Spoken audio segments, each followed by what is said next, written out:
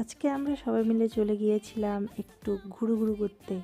অর্থাৎ আমরা তো সবাইকেই দেখি যে রাত্রেবেলা সবাই ঘুরতে যায়, তা আমরা মেয়েরা রাত্রেবেলা সেরকম একটা ঘুরতে যেতে পারি না। তাই আজকে আমরা সবাই মিলে ডিসাইড করলাম, সবাই বলতে আমি, পুচু আর বড়দা মিলে ডিসাইড করলাম যে রাত্রে একটু ঘুরতে যাব। যেহেতু বড়দা রয়েছে বাড়িতে, সেহেতু ঘুরতে যাওয়াটা হচ্ছে, না হলে হয়তো ঘুরতে যাওয়াটা তো দূরের কথা, রাতের বাইরেও হয়তো যাওয়া হতো না। জীবনে প্রথমবার এরকম এক্সপিরিয়েন্স কোনো দিনের আগে করিনি। আমার মনে হয় প্রত্যেকটা মেয়েরই এরকম একটু এক্সপিরিয়েন্স করা উচিত, রাত্রেবেলা ঘুরতে কেমন লাগে।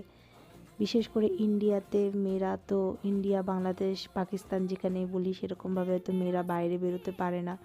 কিন্তু আমার মনে হয় একবার হলেও মেয়েদের একটু রাত্রেবেলা বাইরে ড্রাইভ করে দেখা উচিত, কেমন লাগে এক্সপিরিয়েন্সটা। আমাদের এক্সপিরিয়েন্স যদি বলি, আমাদের এক্সপিরিয়েন্সটা খুবই ভালো ছিল।